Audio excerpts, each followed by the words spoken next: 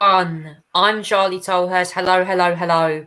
Welcome to the Tonight Show podcast for the 21st of April, live on YouTube tonight. And yes, we have plenty of news to talk about, including crazy climate lunatics, apparently causing havoc to sporting events and also just the general public's life. I'm joined by Labour Party supporter and my co-host Zach Chambers to round up all the latest news. Hello, Zach. Hi, Charlie. Hello, mate. Oh my God! Wow, what a week it has been for the news. Let me just say that whilst we're here. So we're going to start off with the hot headlines as always on this show. Before we go over the climate protesters, yes, they're referring to Just Stop Oil and Extinction Rebellion. I just want to announce some breaking news today that has been confirmed. The Deputy Prime Minister, Dominic Raab, has been sacked by the government. Yes, Raab resigned today. Rishi Sunak has given him boot. In comes Oliver Dowden as the new Deputy Prime Minister, also serving, of course, as the Chancellor of the Duchy of Lancaster, I believe, as well. Whether that role is still Oliver Dowden's, we do not know. Rishi Sunak has also made a new appointment today to his cabinet as Justice Secretary, as well, following Raab's departure. This, I believe, has gone through bullying civil servants. There was apparently reports of leaked text messages among the former Deputy Prime Minister, Dominic Raab. So, yeah, Raab is out of the government. Zach, I have to say, very interesting development here in the UK from number 10 on this today. Absolutely. It's been quite a dramatic day in politics, if you have been following it. Dominic Raab being subject to independent investigation into 8 different bullying claims by civil servants throughout his time as Foreign Secretary and throughout his time as Justice Secretary under Boris Johnson as well. Now, Dominic Raab has obviously been interviewed by Adam Tolley. He's the independent King's Counsel who's conducted this investigation for the Prime Minister into allegations of bullying of Dominic Raab as well. The report came out today. Rishi Sunak received the report last night. Yesterday morning, to be fair, and took his time over it. Now, he didn't make a decision, but it has left to Dominic Raab to make the decision. After briefing the newspapers last night that he wasn't going anywhere after seeing the report, today he decided to flee big, resigning as Deputy Prime Minister, Justice Secretary, and First Secretary of State in the government, and is now back on the back benches. Dominic Raab sent his resignation letter that he accepted the 2 complaints that were upheld against him. 6 of them weren't, but at the end of the day, 2 of them were upheld as well. The Adam Tolley, the barrister who wrote the report, said that as Foreign Secretary, Raab engaged in abuse or misuse of power to undermine or humiliate staff. He was intimidating and insulting in meetings at the Ministry of Justice. That's the verdict by Adam Tolley, who obviously wrote the report into Dominic Raab's the complaints against Dominic Raab's by the civil servants who launched complaints against the Deputy Prime Minister as well. Now, in terms of Rishi Sunak's reaction, that he obviously accepted Raab's resignation today, he said he was sad to see Dominic Raab go in many ways as well, because of his contribution to government as well. Number 10 kind of hinted today that they felt like Raab broke ministerial codes with these 2 upheld complaints. But Raab himself wasn't too happy. He wrote a scathing resignation letter. He then did an op-ed for the Telegraph, and then did 2 interviews with BBC News, and then GB News as well. He launched an attack on civil servants. He called them activist civil servants who are trying to block the work of government. He told the Inquirer that civil servants are culturally resistant to policies, including on Brexit, and on Friday claimed that the threshold for bullying was too low. Now, It's interesting. Two things in that one. Dominic Raab has previously said before that if any complaints were upheld against him, then he would resign. He's done that. But number two as well, he also feels like the actual inquiry itself into him was done in a way that setting the bullying of standards was too low. Now, it's interesting enough, what Dominic Raab, I think, has missed out here was the fact that two of these complaints at the 8 were upheld, and he's acting like those two were wrong. At the end of the day, bullying is bullying. I'm surprised, given the reaction to some of it as well, that one, some would say Rishi Sunak took too long, given the fact that he was happy to sack Nadine Zahawi for about half an hour within getting the ethics advisor reports into him, his tax affairs, but took a whole day to read through, Dominic Raab's report. And even then, Raab didn't actually Raab wasn't actually sacked by Rishi Sunak. Raab decided to flee the ship, basically, before he was sacked. So either he was potentially going to be jumped before he, either he was going to be sacked, or he was going to jump before, being sacked. And, Raab chose the latter in that essence as well. But, the reaction has been quite mixed. I mean, if civil servants was prepared, I was reading that civil servants who were working under Raab were preparing to leave if he wasn't sacked. So, yeah, this would have been a no-win for officials at the Department of Justice anyway, and for the Prime Minister as well. So, at the end of the day, this was going to end up in quite a battle no matter what. The fallout would have been quite big. Now, on the side of the Conservatives in this, some are standing up for Dominic Raab. Joy Morrissey is one of them. I know Bren Bradley is another as well. But yeah, it is a problem. I mean, if you think about it, on the face of it, you think, well, if you're complaining about, there was those Conservative MPs that come out defending Raab even before the report was released, and yet now you look at the report, looking at things like saying what Adam Tolley found out being about Dominic Raab branding civil servants were utterly useless and woeful. Some staff saying they suffered stress and anxiety of dealing with him and forced to take unpaid leave, or in one case, direct sick leave. It's a culture of insecurity within when working for Dominic Raab, and I'm surprised that Conservative MPs don't seem to understand that in many instances as well. That just because yes, your ministers expect high standards, doesn't mean to say that it means they can use their power to berate and bully people. So today, especially when in resignation letter, if you look at Raab's resignation letter, we talk about activist civil servants. For someone who's been alleged of bullying, he's written today and said on interviews that he has been made out to be a bully. Once, as they say, being found to be a bully, then acts like a bully. So in many ways, Rishi Sunak may have got off the hook here by, not dealing with the misery of having to sack Dominic Raab. Or resigning himself, but it still leaves a question of the culture of the civil service and the government in many ways, and the relationship in that, and how that can be dealt with in the future, because right now it's pretty toxic. It certainly is. So according to the report here, Dominic Raab's in full square as Deputy Prime Minister after Rishi Sunak broodingly accepted an official inquiry that found his close ally bullied civil servants by acting in an intimidating, aggressive manner. A 5-month investigation leading employment barrister found that Raab, as Foreign Secretary, had engaged in misuse of power to undermine or humiliate staff. He was intimidating and insulting in meetings of the Ministry of Defence as well. It's also been announced that Oliver Dowden, a senior Tory warrior against woke, will take the role of Deputy Prime Minister in addition to his responsibilities at Cabinet Office.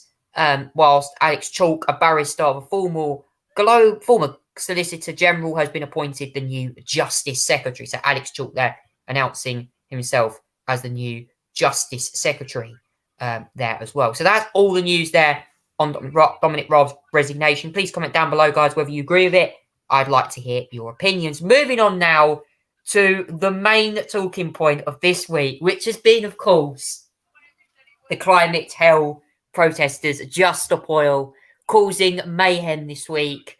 I have to say, I've spoken about them before when they attached themselves to overhead gantries on the M25, causing car accidents, van accidents, and nearly multiple deaths at one point. Now, on Monday, it was a protester named Eddie, Eddie Whittingham, I believe, who'd been jailed 6 times previously, invaded the World Snooker Championship. Yes, the round 1 match certainly didn't go down very well with Just Stop Oil. I have to say, I'm now going to show you exactly what happened on Monday when Robert Milkins and Joe Perry's first round match at the Crucible Theatre in Sheffield was disrupted by a Just Stop Oil protester invading the World Snooker Championship, spraying orange paint on the table. I mean, have a look at this, guys, whilst I'm here. I mean, how toxic is this? I mean, for a start, okay, why is he on the table? And look at the crowd in disgust. Makes me think that this table is also all over it. Certainly, from what I can see, Just Stop Oil said but it was behind the Crucible invasion following similar protests in London when luxury shops were covered with orange paint. The protest demonstrators that were ex-university student Eddie Whittingham and Margaret, who's 25, Margaret Reed was 52, a former museum professional from Kendal, Cumbria. A man and a woman were arrested on suspicion of criminal damage. South Yorkshire Police have said they are now been released on bail until 15th June while the investigation continues. Okay, what the hell is happening? Zach, what do you make to this quite barbaric invasion of the World Snooker Championships by Just Stop Oil this week? It's bizarre, to say one. Quite something. Yeah, I'm not sure what snooker whether snooker has any relevance to, you know, Just Stop Oil or oil making or gas and all that sort of thing. You know, I don't see any emissions being used in snooker apart from putting some balls into some little net inside the holes and all that sort of thing as well. So it's a weird message. Now, I don't know whether Just Stop Oil decides to use this stunt opportunity, which probably nobody's sympathetic to, because security wasn't that good and all that sort of thing as well. They thought the security was weak and all that sort of thing, and you know, there's not much disruption in snooker and all that sort of thing. But it's bizarre, quite frankly, and quite weird to watch. It's attention seeking. These sorts of tactics are, you know, not really approved by the public, and then nobody really likes it. They may be sympathetic to the cause, but they're not sympathetic to the idea of causing idiotic disruption like this. I mean, why snooker out of everything? Why put, spray on a snooker table, a green snooker table? It doesn't make any sense to me. Well, to be fair, I mean, fair play. There are certain people I have to commend in this. You see Rob Walker there, who was commentating on the match, actually for the BBC. He's normally the MC announcer before the players come on. He decided to play his part by actually vacuuming the table during disruption, and I have to say, it was very impressive for him. For as well, he just decided to, do what he did, because I can't imagine without him it would take him this long, because it's very good for what he did. He's a genuinely nice bloke, from what I understand it as well, and his commentary was quite something as well. I think it was I can't remember what it was now. It was I think it was a terrible scenes here at the at the World Snooker Championship or something like that. And quite frankly, it is terrible scenes when some protest decides to ruin the experience for everyone who watches it. I mean, they don't expect this sort of thing to be happening, quite frankly, and it's not into interest to see this sort of disruption. Extinction Rebellion are out today. They've changed tactics now, interestingly enough. They're no longer going for disruptive, but rather informative tactics, right? Okay. They're not going around blocking the roads. They are protesting and joining protests, but they're not actually blocking the roads. As well, interesting enough. I think they've clearly decided that enough is enough, and they're not getting, they're not pressing, they're not really, getting their message across. I think they've admitted that the tactic of disruption has been a failed one that has not reacted well to the public. I mean, yeah, they're right in many ways as well in that instance, because nobody, I think people are sympathetic to messages if needed to be. People are not sympathetic and get put off by disruption tactics such as snooker, which has no relevance to oil whatsoever. I mean, it's the most truly bizarre thing I saw at a World Snooker Championship. I mean, what's next? The darts, which probably I don't know. You never know; it could happen there.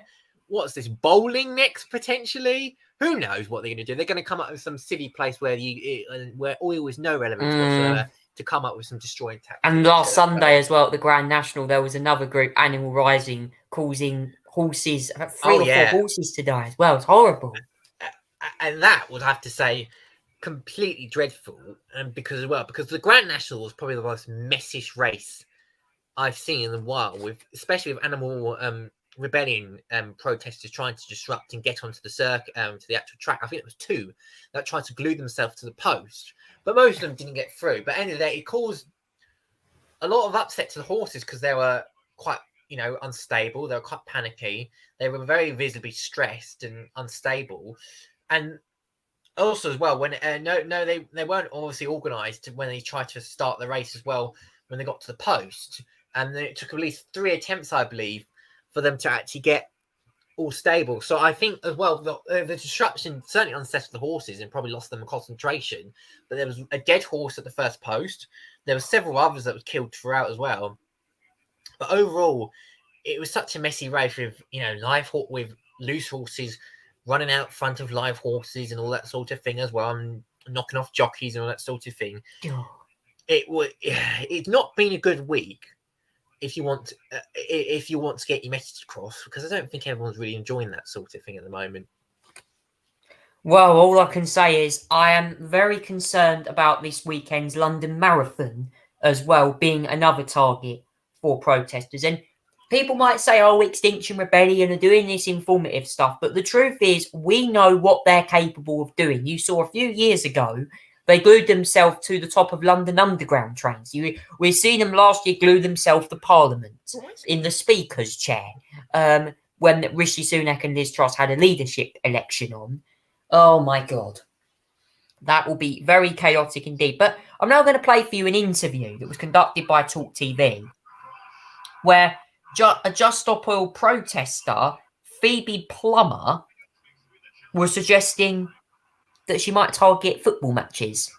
Have a listen to this. Why is it so important to be taking part in this event over the next 4 days? Because all of our futures are at stake, because we have a government who is actively planning the deaths of hundreds of millions of people by continuing to license new fossil fuel projects. And if you're not here today, you are condoning that government. You are from Just Stop Oil, is that correct? Yes. Why hasn't your group said that they will not interrupt the London Marathon? Why haven't we had that reassurance yet? We have said that we aren't going to disrupt the marathon. We haven't seen that anywhere on your official social media sites. Whereabouts has it been signposted that you guys are not going to take part in disrupting the London Marathon? We've said that we won't be disrupting it. If you'd like to run with that rumour, then go with it. So you're saying categorically that there is no chance that London Marathon will be disrupted this weekend? any of the sporting fixtures on this weekend? Are you going to ask about every sporting event from now on till we see an end to new fossil fuels? No, If not, or is it just about the marathon? I'm asking Because we about. will continue this disruption. This disruption will continue until the government makes a meaningful statement to end all new fossil fuel licenses. There's no point asking us about every single sporting event. Ask the government the right questions. Why are they continuing to issue new fossil fuel licenses? So I'm asking specifically about the sporting events in London this weekend. There's 2 FA Cup semi-finals that are taking place, along with the London Marathon. Are all of those events going to take place without disruption, or is there a risk that they could be disrupted? We're not going to answer questions about every single sporting event. Okay, so the London Marathon will not be disrupted, but there's a chance that the football might be.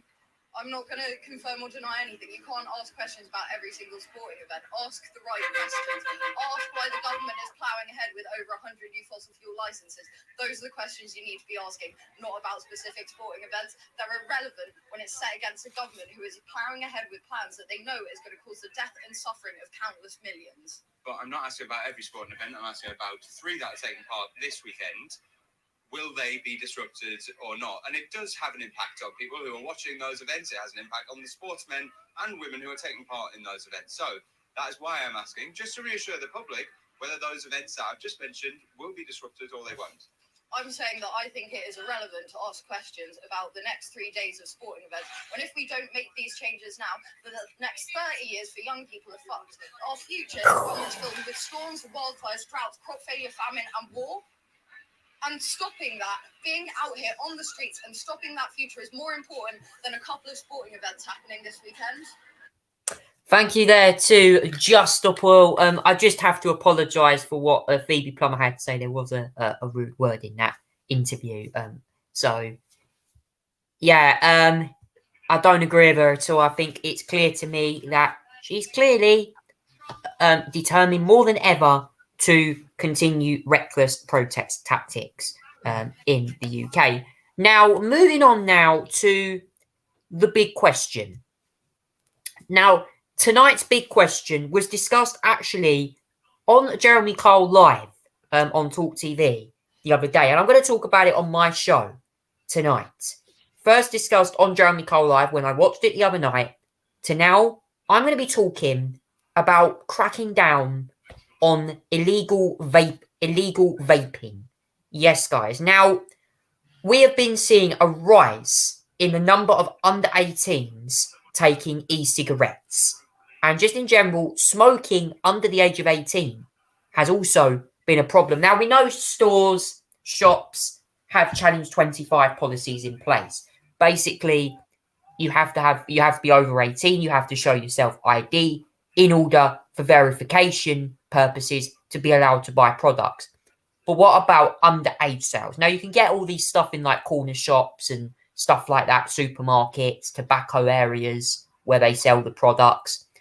The truth is, though, it's becoming clear now that smoking and vaping in general for young people as young as 11 years old is actually becoming harmless. So here's an article I found here.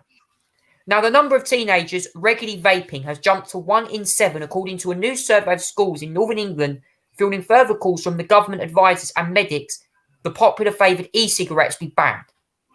14% of children aged between 14 and 17 said that they used vapes more than once a week at the end of March, up from 6% in spring 2020, according to the Trading Standards Northwest.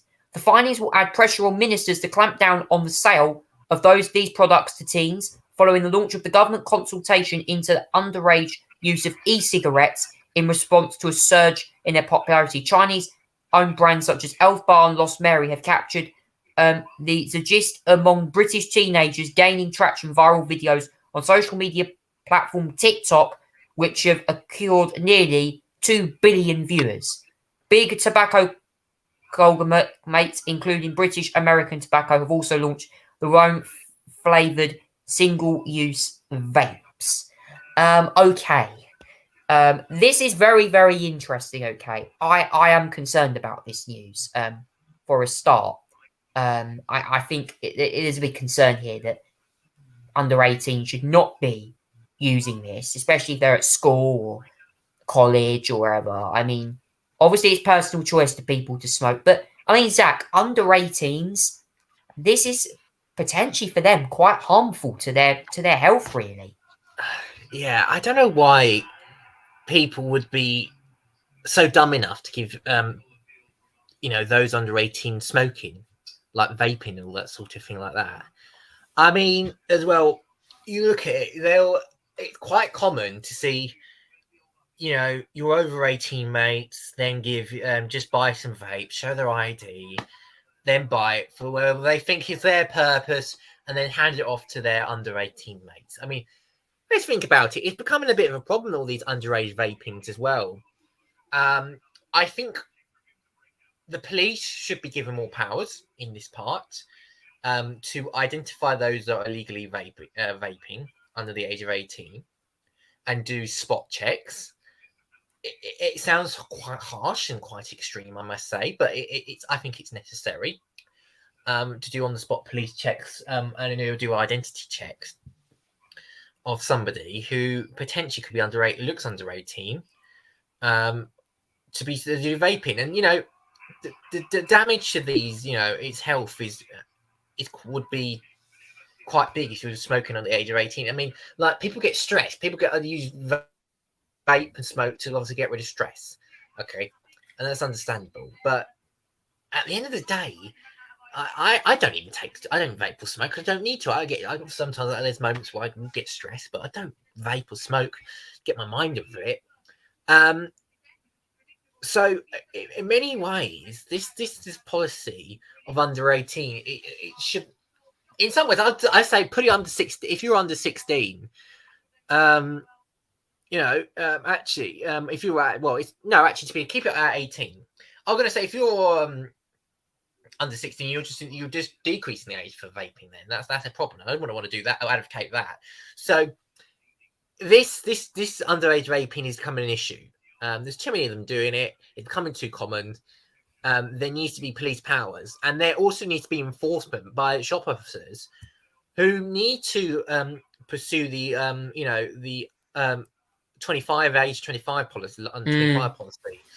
That needs to be rigorously conducted, whether it's vapes or drinks or anything like that. It still needs to be conducted thoroughly, and it needs to be conducted everywhere, no matter whether you're a small business or a large business or anything like that. You need to do it everywhere, not just one place or the other. It needs to be done everywhere. And I think police powers should be widened so that anyone who is seen vaping or looks under 18 can be given a spot check. And if they are caught to be illegally vaping, they have their vape confiscated, quite frankly, or even given on-the-spot fines or warnings and something like that. I get why some people do it, but it's still illegal if you're under 18, and it's not. It's still illegal what you're doing. It's not acceptable. You're breaking the law, quite frankly. So, yeah, there's ways to enforce it a bit more, but it's becoming a common trend that I think we need to watch out for, and needs to be sorted out very quickly. I'm going to show you guys, some listeners, to all the listeners out here watching live on YouTube channel. I'm going to just share with you some of these vaping flavors I've found. I mean, look at this. Like, you've got Moose Shake, DV, Zap, Asin, Chicken, Shoe, whatever that is there. These are flavors, okay? There's like basically the smoking on a battery. Okay, they're basically like when you like Voop Juice as well. That's another one. I mean, like there's even e-liquids of the month here as well. There's another one that I found. Look, this is all the different flavors I found here. Look, Whiz Mix, ice cream, cotton and cable hot cross bun, black currant bomb, strawberry watermelon. There's even this one that says Doozy Vape Company, a jam tart. I mean, these flavors scream attention to like young people. But the truth is that you see these products being sold on our shelves, and then we think to ourselves, okay, those flavors will actually like grab people's attention.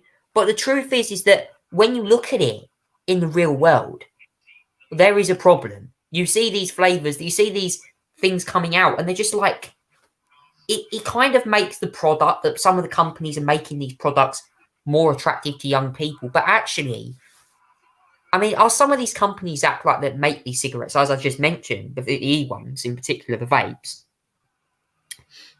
Do you think that the flavouring of them is like what will drive young people to this? Yeah, exactly. This is a good point, right? Okay, so certain people like certain flavors. You see, if you like sweet, then you're going to get addicted to sweet flavor. If you like sour and you like sour flavors, then a vape's going to get you in quite as well. The fact there are so many flavors these days, as well. There's so many flavors.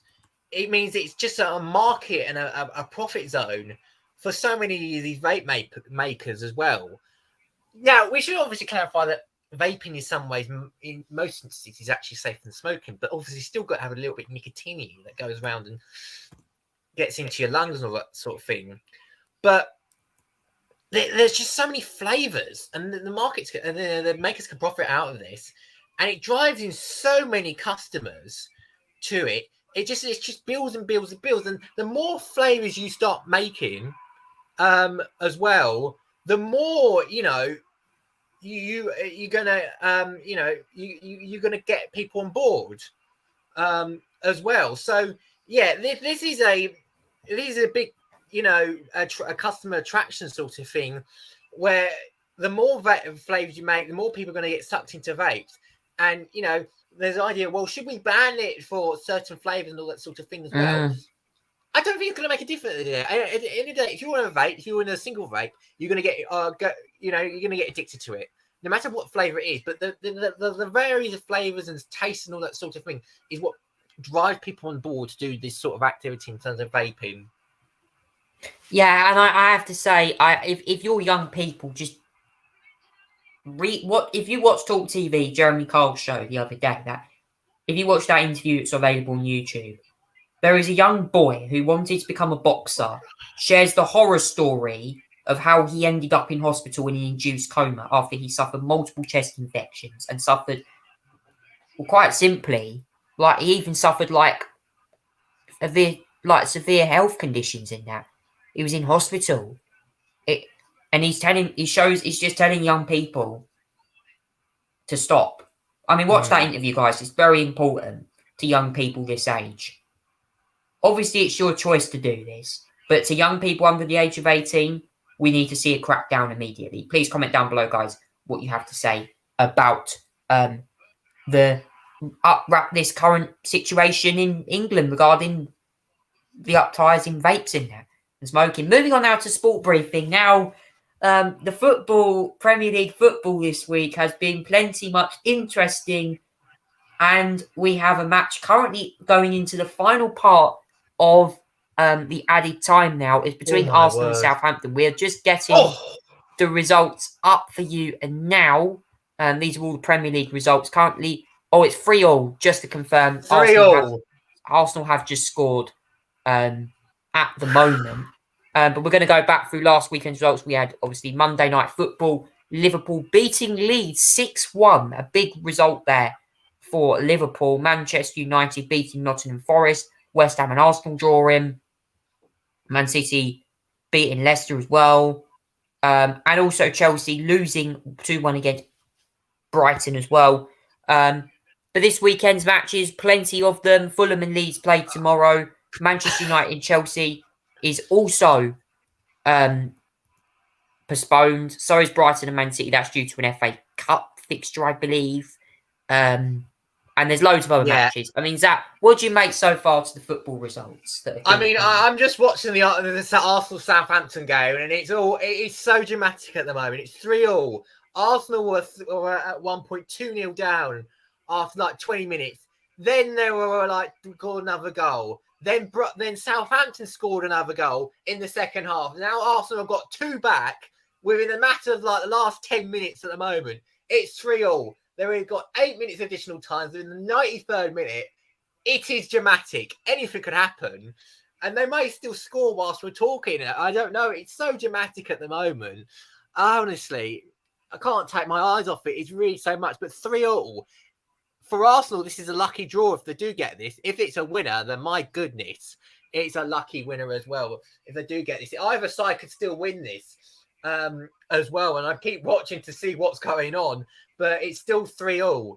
It is such a dramatic game. But anyway, whilst I'm sort of on the topic of last week's matches, let me talk about the European action that's happened over last week. It's been a mixed sort of bag for the British teams in action. So on Tuesday, we had Real Madrid and Chelsea. Frank Lampard now recorded 4 losses in a row. I think it's 3 losses in a row, actually. No matter of 3-4 losses, though, no matter, which is something that Chelsea not done for a long, long time.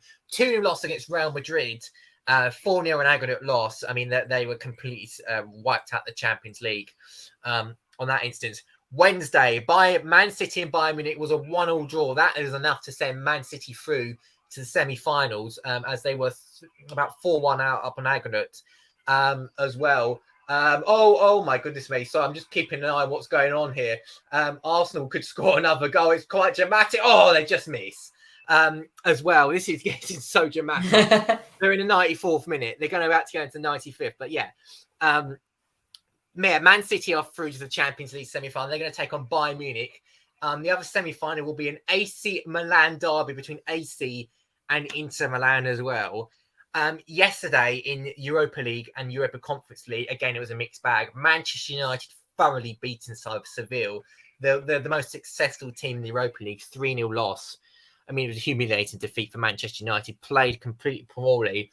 On the other hand, in the Europa Conference League, West Ham won 4-1 against Ghent in their quarter-final, and they'll be going through to the semi-final against AZ, the Dutch team as well. But yeah, it's been a dramatic European week as well. As I'm keeping an eye out on what is going on as we enter the 95th minute, 33 seconds in, with Southampton on the ball. It is dramatic at the moment. Still 3-3 in that game. Oh, so much going on. But yeah, this weekend's action in the Premier League as well is Fulham against Leeds at the game at 12:30. That's on BT Sport. And then the other games as well, we know this weekend is Palace v Everton, Liverpool, Nottingham Forest, Brentford v Villa, Leicester Wolves, and Newcastle and Tottenham on the Sunday, with Bournemouth, West Ham as well. There's going to be some concentration in the Premier League. But there's also action today this weekend in the FA Cup semi-finals. Now, Manchester City and Sheffield United are going to go. These are both matches that take place on Wembley. Saturday's Man City against Sheffield United. And Man United v Brighton is at 4:30. I don't expect the football to be interrupted by the emergency test this weekend on our phones. Thank you very much. If you're kicking off at 3 o'clock, though, then you might get a slight emergency. Wouldn't be surprised to see if any of the games that are such as Bournemouth, West Ham, or Newcastle, Tottenham take a little bit of a pause whilst you get your emergency tests done and all that sort of thing as well. But nevertheless, in that case, there's a lot of action going on in FA Cup this weekend. Man United, Man City in action, and there, Brighton as well. And yeah, lots of Premier League action. A lot of the games today have implications of what's going on as well. So yeah, it's been a dramatic, game I'm watching here. But yeah, Premier League action this weekend, and FA Cup as well, with touch implications going on for all around at the moment. Yeah, plenty of action there as well. Moving on now to the IndyCar Championship, which took place last weekend at, I believe it was Long Beach, if I'm correct. And we had, let's say Long Beach was very, very interesting, to say the least. We can confirm to you guys with the winner of Long Beach race. We're just getting up that for you now. I haven't watched the race, by the way.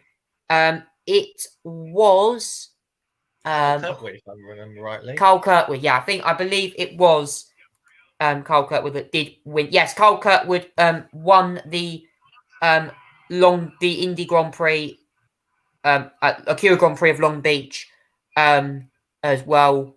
So yes, it was a very interesting race. I haven't watched the race. I got to watch the highlights of Joseph Newgarden. Had 27 laps, started 8th, had to conserve his fuel, faded to a 9th place finish. But yes, it was Carl Kirkwood that led 53 of the 85 laps to win. Zach, what did you make to this race for IndyCar at Long Beach? Yeah, it was a management of tyres and speed towards the end. Kyle Kirkwood had the lot. Roman Grosjean was quick, so was Marcus Ericsson, but they just didn't catch up to Kyle Kirkwood at the end of the day. As well, who managed tyres, managed strategy very well, and he managed to come out on top and win the race for as well. I think it's his first victory as well. If I remember Yes, right. it is his first. It's his first IndyCar victory. Yes. Roman Grosjean finishing in second place. Now, Roman Grosjean has been good form this week, this season so far, but has retired in both the races so far. So I think, despite the fact he missed out on a victory, I think he'll be pleased with second position overall. Marcus Ericsson had a good race as well in third position as well for Chip Ganassi. But yes, it was a 1-2 for Andretti Motorsport as well. Colton Herta was fourth, a little bit further behind. Alex Palou fifth, Will Power sixth. Felix Rosenqvist sixth. Oh my goodness me. Is there a goal in the Premier League? Oh my goodness me. They just missed that one. How did they miss? Sorry about that. Felix Rosenqvist seventh. Marcus Armstrong eighth. Ninth, Joe Van Newgarden. 10th, Scott McLaughlin as well. Santino Ferrucci 11th. Graham Rail 12th. Jack Harvey 13th. As well. By the way, there was only two retirements. Scott Dixon and Renus Van Kalmert as well for mechanical issues. Wasn't there a collision in that race from what I was hearing as well? Yeah, there might have been, but there wasn't retirement as well. It's just finished a draw, by the way, at Arsenal v Southampton. It's a dramatic last moment. It's just finished at a draw, I should point out as well, just in case to update you. But yeah, it was a good race at Long Beach. I have to say as well, it got a bit tasty towards the end with Ericsson and Grosjean trying to catch Kyle Kirkwood a bit in the day. Kyle Kirkwood had the strategy towards the end to be able to hold on and win that race. Yeah, we can confirm the Drivers' Championship. Marcus Ericsson leads by 15 points from Pato O'Ward in second. Alex Palou is third. Joseph Newgarden is fourth on 89 points. And the top five complete by Kyle Kirkwood of Andretti Autosport on 74 points. The next race is next weekend, which is over the bank holiday weekend in the UK. The Children's of Alabama Indy Grand Prix will be on, ladies and gentlemen. That takes place in Alabama. So, yeah, we'll keep you eyes peeled for that one as well. Now, moving on now to the NASCAR action, which I believe took place, from what I remember correctly, at Martinsville. Kyle Larson taking the win there. I must admit, I do need to watch the highlights of these races because I haven't actually seen them, unfortunately, from what I know. But yes, NASCAR there, Kyle Larson winning it. Joey Logano second, Martin Truex Jr. third, Denny Hamlin fourth, Chase Briscoe fifth, Ari Almirola seventh, Ryan Blaney seventh, Ricky Stenhouse eighth, Bubba Wallace ninth, and Chase Elliott on his first race back since the snowmobile accident he had, finishing in 10th position. Zach, what did you make to this interesting race at Martinsville?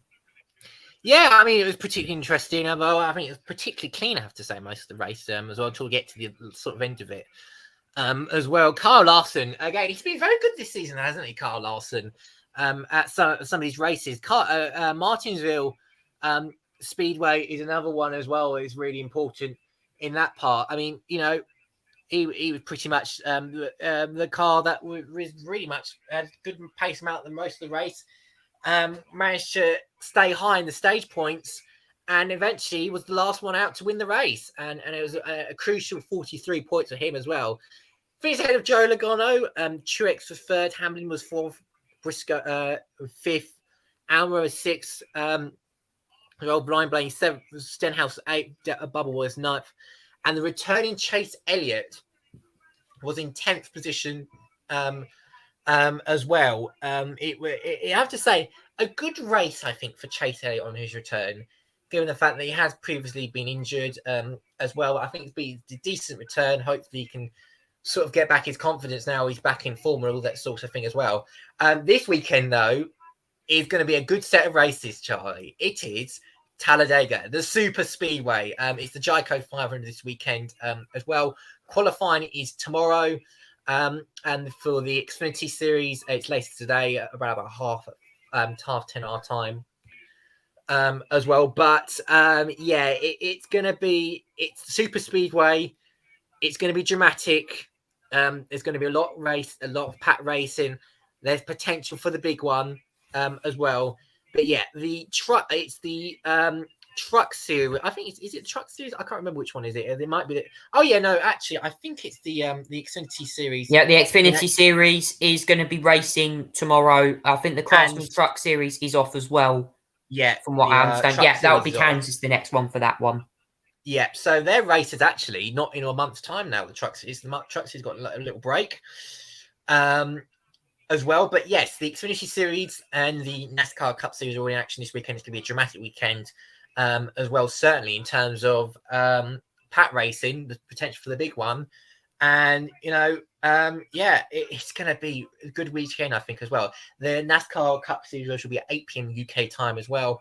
I believe the Truck Series, Xfinity Series race will be at 9 p.m. UK time as well, 4 p.m. US time in that instance as well. But yeah, it's going to be a good weekend ahead for the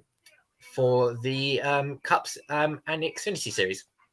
Yeah, plenty of that as well. And Kevin Harvick will be making his 800th Cup Series start this weekend as well. So all we can say is we wish Kevin Harvick luck and well for his 800th race start. Wow, blimey, I can't believe he's had a glittering career, certainly, Kevin Harvick. Been in the sport for a long time. So, yeah, all we can say is good luck to him. Moving on now to Conversation Street. This week, we're going to be talking about another musical artist. This is another artist now we're going to be talking about. I enjoy doing this, so I'm going to talk to you about musical artists for Conversation Street. There is a new segment coming up very soon.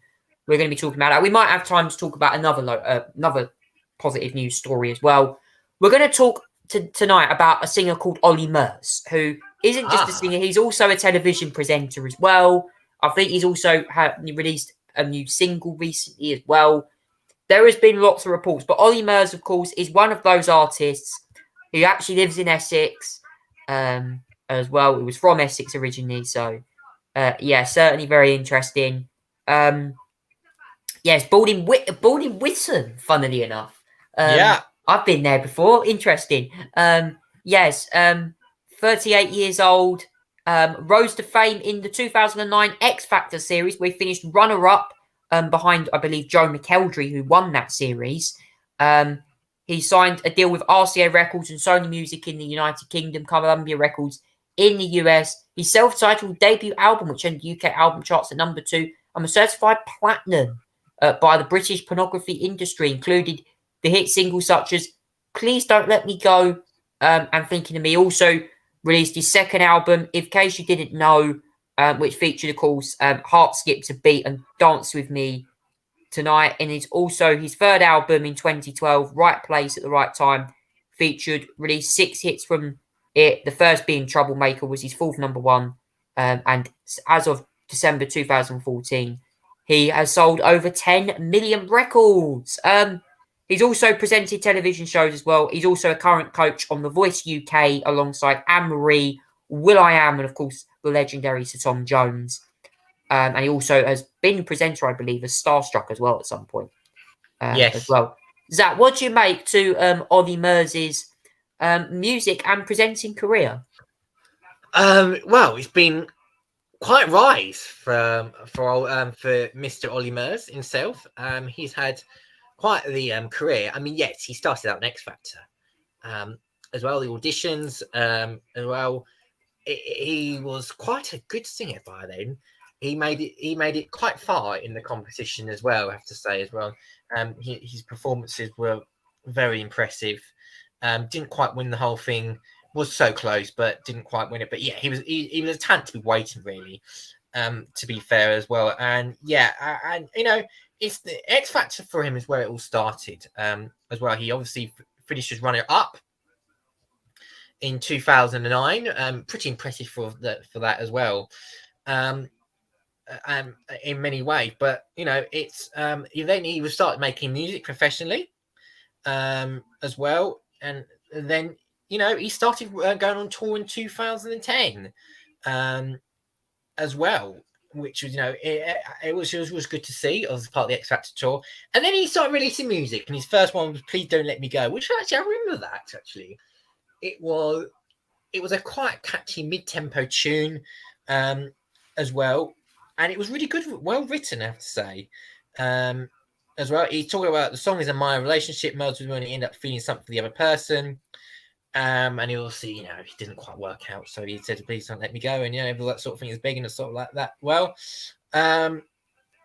in many ways, it was actually his number one as well. He debuted at number one, beating Katy Perry at the time. I have to say, an X Factor contestant beating Katy Perry. It was not on the list, I have to say, at the time. You know, in that instance, and he released his self-titled debut album in November 2010. Went to number 2, which is the biggest week 1 album sale for debut album. 108,000 albums sold as well. You know, he then released "Thinking of Me" as the second single as well.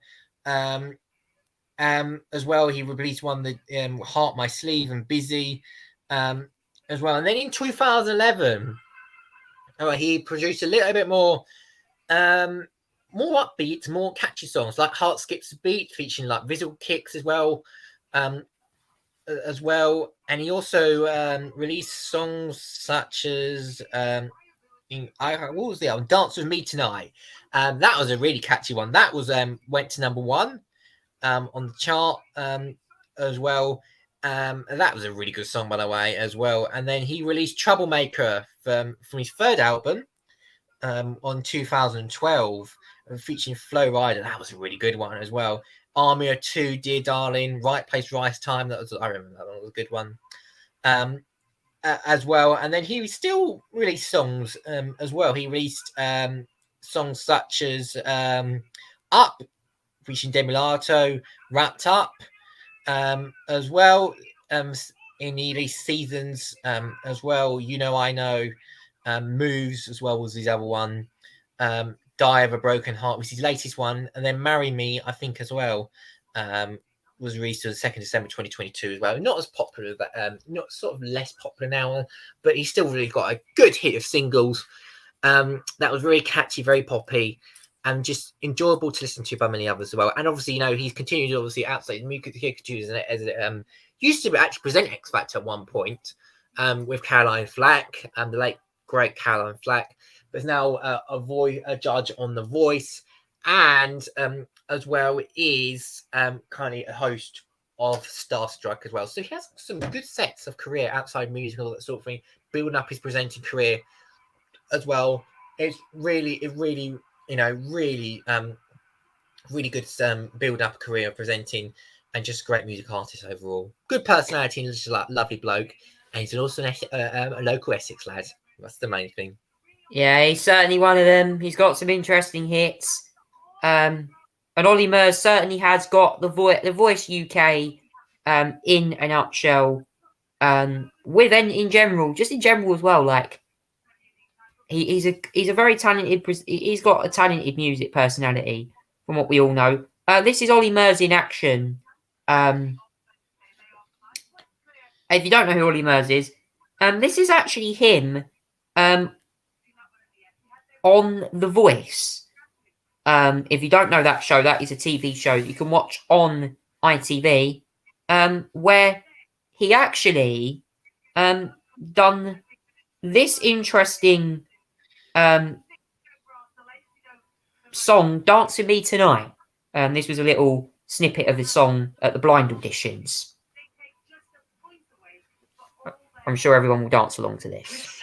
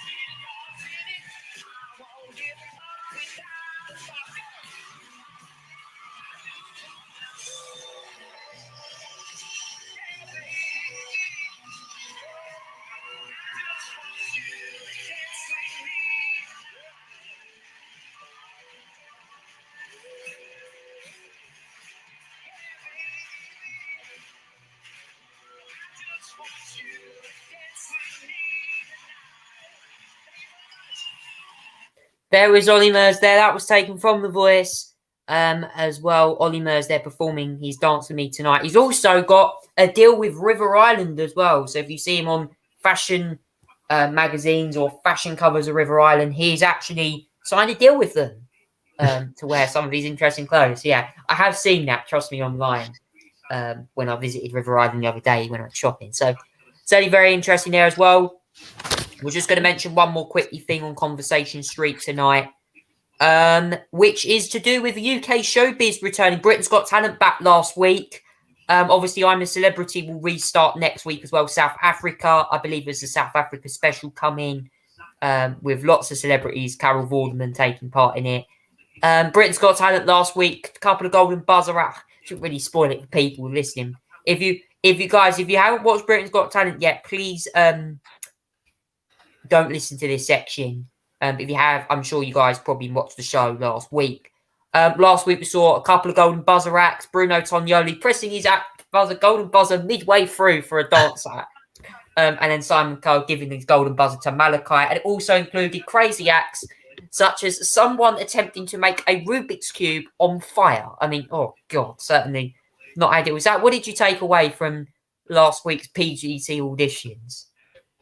Well, I have to say, we have a crazy old judge in Bruno Tonioli who doesn't seem to know what he's doing half the time, but it makes it quite entertaining to watch as a viewer and all that sort of thing. And yeah, I have to say there was a bit of balance between the acts, some joke acts, some good acts as well. I have to say, the one that the Bruno certainly pressed the golden buzzer for was simply outstanding. I have to say, about the dance routines.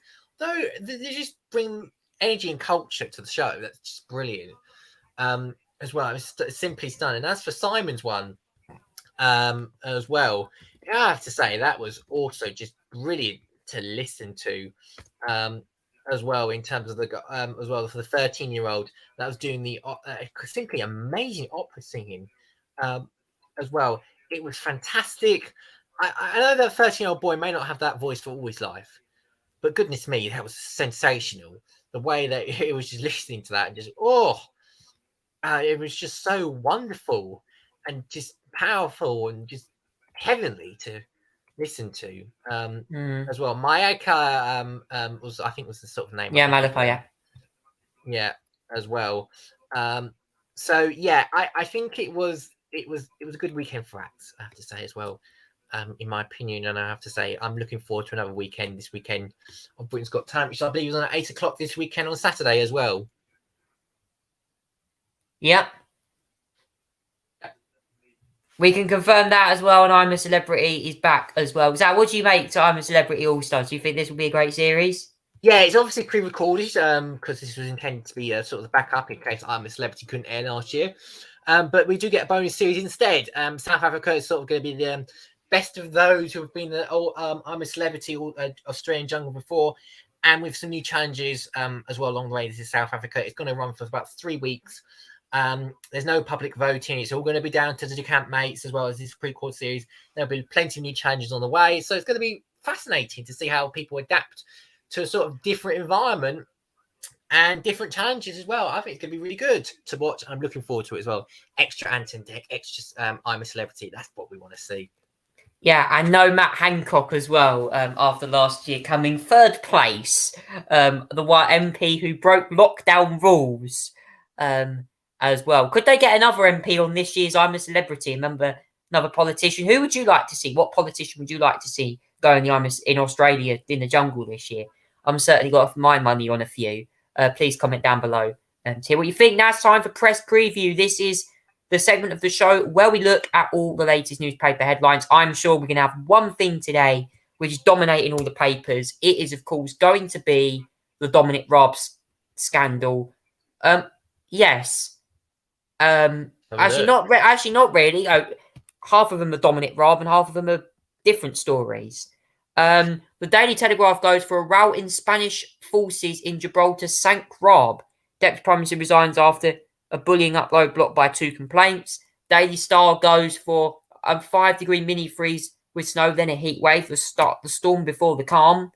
The Times goes Raab goes down swinging, and also He blames hurt feelings after tyranny and a big picture here of I don't know what that appears to be. Oh, It's an unseen Queen photo, as far yes. as I'm aware. I wonder if that is environmental activists in Parliament. Okay.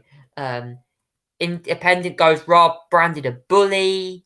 Daily Express, another Dominic Raab, the I Weekend, the Financial Times, both going with the same cover, and the Guardian, of course, all done. Dominic Raab certainly dominating the papers. That would you make to the latest newspaper headlines? Yeah, I'm not surprisingly Raab leaving the headlines. Let's start with the Telegraph. Row of Spanish forces in Gibraltar thanked Raab. That's what they're claiming. Deputy Prime Minister resigns after inquiry into bullying upholds 2 complaints. Like I said, it's 2 complaints out of the 8. That was talked about in this instance as well. After an official report found he bullied a British ambassador said to have secretly proposed putting Spanish boots on the ground Gibraltar during 2 Brexit talks. The complaints were 2 upheld by Adam Tolley in the investigation into bullying of civil servants, which led Rishi Sunak to accept the resignation of the Deputy Prime Minister and Justice Secretary. The Daily Telegraph can reveal that the civil servant at the heart of it was Hugh Elliott, the British ambassador to Spain. So he was one of the complainants to put about Dominic Raab. Allies Mr. Raab claimed he went beyond the cabinet agreed position, never a Spanish operative stationed in Gibraltar as well. Now, Raab has written for the Telegraph, by the way, criticising obviously the process, civil servants, activists. It's the sort of thing that you say when you've been flagged and caught out, and as well. He's written in the Telegraph. Mr. Crystal Saga as I don't even know how to spell that. Kaflaskri, and warned that a dangerous precedent had been set with low threshold for bullying behaviour, and that the British public should be warned and watched out. Well, okay. I think the British public will see behind your bullying, Mr. Raab, as well. In that instance, well, it sounds like the language of bullying. It probably is the language of bullying. They've also gone over the front page as well. Meghan wrote to Charles over racism concerns. Now, this is the Duke of Sussex expressed her concern over unconscious bias in the royal family in a letter the King and the Daily Telegraph can reveal. As well. Now, that's probably the anti-woke lot will probably get upset about as well. I suspect, given the Telegraph as well. A source has said that the Duchess felt she had not received a satisfactory response to her concerns that believed to be one factor in the decision not to attend the coronation on May the 6th. Now, obviously, the Duchess has sort of spin this as a sort of look after family issue in America sort of thing. Whether that's the case or not, I think there's a little bit more behind under it as well, I'm afraid, on this instance as well. But yeah, Meghan not going to the coronation of King Charles, which is actually, if you think about it, only 2 weeks away. Tomorrow, well, if you think about it as well, we'll certainly more about it as well. The Daily Star goes for the storm before the calm. Arctic winds will have us turning central heating back on before we're hit with a 24 degrees heat wave. How very British. I mean, yeah, exactly. It's very British. It could be freezing 1 minute, absolutely baking hot the next, rainy, then sunny, then windy, then chilly, then ice cold. The British weather is probably the most unique weather we can ever get in Britain as well. And no wonder when we take the pee out of it most of the time when we talk about this, the storm before the calm before the storm. It's all the opposite way around in this. So the Daily Star doing a little bit as well. The Daily Star also goes on the Raab a bit. You may see at the top front there, no brain and no job. Raab quits after bully probe. That is a very swollen brain that they put on the top of the Daily Star there as well. At least it's not lettuce or as well in that instance. The Times goes for Raab goes down swinging. He blames tyranny of hurt feelings as well for the sort of civil service complaints as well with what happens in his time as well. 48.8 report by Alan Tolley, aggressive and intimidating manner with officials as well. Civil servants, however, with fears that Raab was given a license to spread to spend yesterday attacking them, with unions accusing the Prime Minister of further damaging relations with Whitehall as well. Now, Sunak has ordered actually a Whitehall review of the handling of complaints about ministers and officials, not using official inquiry though as well. Raab has actually spoken at the time, saying if the bar bullying is set low, it allows a tyranny subjective feelings subject her to stop ministers delivering for our voters. The real risk is the inevitable chilling effect this dangerous president have on ministers, whether they're in excess oversight negotiation, pro budget worth millions of pounds of taxpayer money, or drive important reforms. So he's written the Times. He's obviously on his big media story. They've also got at the top here on a new extract about Boris Johnson's time inside Number 10, including some stuff about Sajid Javid, as well, obviously about Dominic Cummings, interestingly enough, as well. So there's some extracts into Boris Johnson's new book as well, which I imagine is going to be all over the headlines again. Branded a bully, Raab defiant quits with snarl. That's how the Independent is spinning it as well. Deputy Rep PM raised against the report that they forced his resignation, blame the media, fabricated claims to Faisal Scarborough as well. Yeah, he did attack the media, to be fair, as well. He called it a media active campaign as well. Media trial by media or something like that. In many ways as well. Oliver Dowden is the new Deputy Prime Minister. Alex Chalk is the new Justice Secretary, by the way, as well. In sort of like a mini reshuffle. And there's on top, you can see a picture of the Unseen Queen. It will be a new photo release. What would have been her 97th birthday. To think about it as well. I mean, it's only been a few months if you think about it as well since our great Queen passed away. This is all her grandchildren, great grandchildren, Balmoral, last summer as well. Look at that. It's just such a wonderful photo of the family as well. The Daily Mail as well. Was this the day that Britain become ungovernable? No. As Dominic Raab said, she was forced up by flimsy bullying claims from activist civil servants working to undermine Tory policy. I mean, for goodness sake, does the Daily Mail realise that 2 complaints were upheld? 2 complaints were upheld. So this evidence suggests that Dominic Raab's behaviour was inappropriate. This is just, I don't understand why people are overlooking this. Oh, yeah, these civil servants. Don't blame the bully, blame the people that are actually, complaining about the bullying. It's just, I don't get it as well.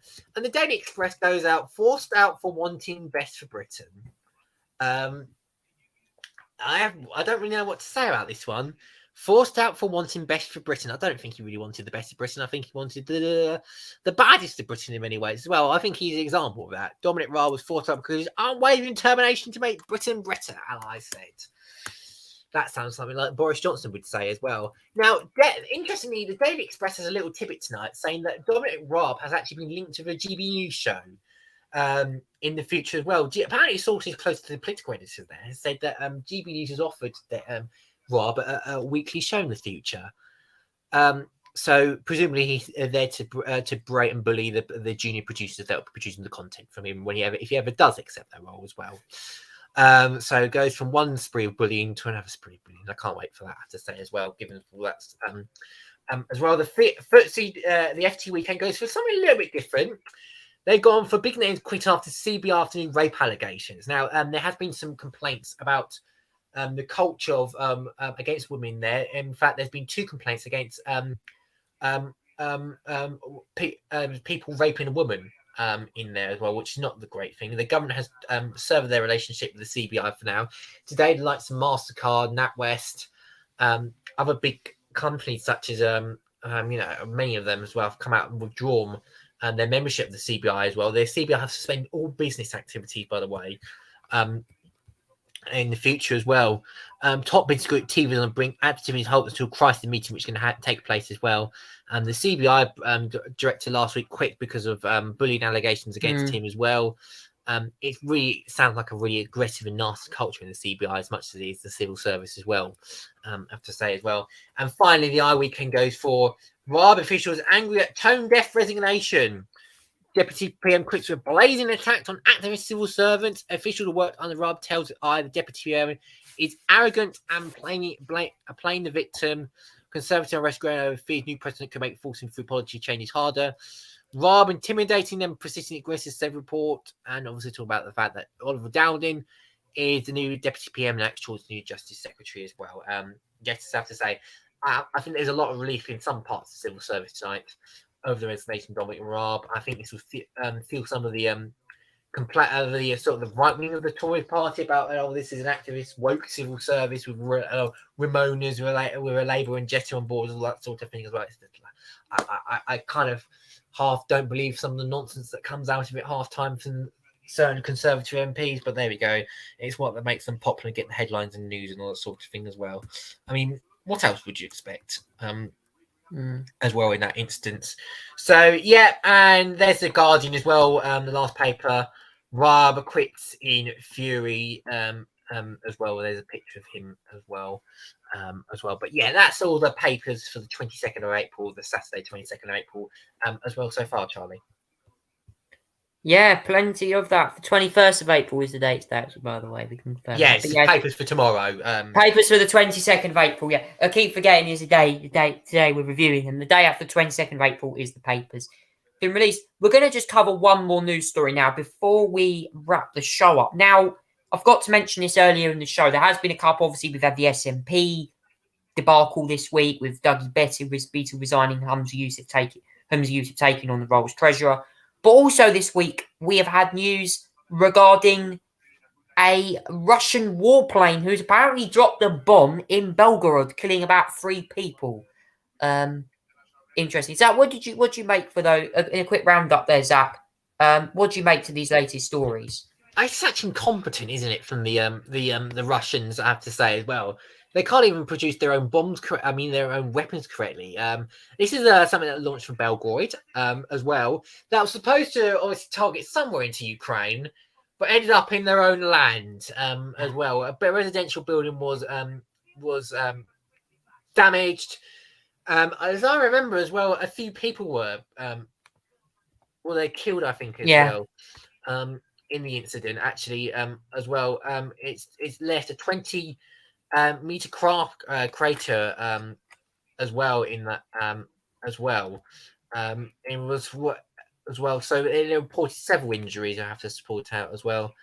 3 people had been injured. They didn't say what kind of weapon it was that involved, but it caused a crater about 20 meters across one of the main streets as well. I'm looking at it. It looks quite the crater. As well, the Russian obviously blamed Ukraine for the initial blast, and then Russia came out and then said it was one of their own that sort of came out as well on that one. So complete terrible incompetence by the Russians. I mean, you can't even do their own. They can't even launch their own weapons correctly. I mean, and it's just destroying parts of their own city. It's really sums up the sort of the Russian strategy to the war at the moment. Really, damaging your reputation on the world stage, damaging your own people, and damaging your own buildings, and destroying your actual reputation. And Zach, what do you quickly make to the SNP controversy at the moment regarding Humza Yousaf and Dougie Bettie's resignation? Yeah, obviously, it's not been a good week for Humza Yousaf in terms of actually wanting to get moving the agenda away. Obviously, Doug Beattie was obviously the SNP treasurer for quite a while, and then he's been arrested in connection with the finances of the SNP, the missing money that seemingly not been found yet, despite the fact that assets have been seized, things that others have been seized as well. It's not looking good for the SNP as well. The other name that the SNP figures are sort of worrying about now is the fact that Nicola Sturgeon is also treasurer while she was in charge. Well, as you know, anyone who is the SNP leader is a treasurer automatically under rules. So Humza Yousaf will now be a treasurer since the other one, Doug Beattie, resigned. So I think it's named Doug Beattie or something like that as well. But he's been released. I should point out as well, he has been released on under investigation. There is we can't obviously commit prejudice at the moment because there is still a live active investigation. So could be. So we obviously have to be careful on the Contempt of Court Act of what we can say, what we can't say. As well, but I mean, some of them pointing to potentially Nicola Sturgeon. They're looking at the moment. No, Nicola Sturgeon, she hasn't been reached out by police yet, as well. But senior SNP figures are getting re-worried. There's no auditors at the moment. If the auditors run out, if there's no auditors done by May, then there'll be SNP will not be able to finance themselves in Parliament. They won't be able to they have to won't be funded for parliamentary business and all that sort of thing as well. So yeah, the finances are in a bit of a pain for the SNP. Now they've denied this themselves. But yeah, the SNP is in a hot financial mess that the Tories would be beaming off this if it was them. So yeah, a long way to go in this financial mess. The police are ramping up their investigation as well, and there's still, I think, a long way to go in this. And there's a chance as well for opposition parties to get themselves into the government. Potentially, if there's an election coming up as well. Unless a general election is called in Scotland. No chance of that happening at the moment. But yeah, polling is not looking that brilliant for the SNP. Their polling starting to go down. Hunter Eustace got his first part this week, and it's not necessarily a net positive, we have to say, as well. It's going to be a far cry from Nicola Sturgeon's ratings, I have to say, when she was in the peak of her power. But yeah, problems at SNP this week, financially and morally and culturally, a big problem brewing there at the moment. Yeah, lots are happening in Scotland, and certainly in that Russian warplane as well. All I can say is that. Well, thank you so much for listening, everyone. This has been the Tonight Show podcast with me, Charlie, and of course my co-host Zach. Thank you so much for listening. We're back again next week to round up all the latest news as we approach the bank holiday weekend. Thanks so much for listening, everyone. Take care, and we'll see you next week for more action on the Tonight Show podcast. Thank you, and good night.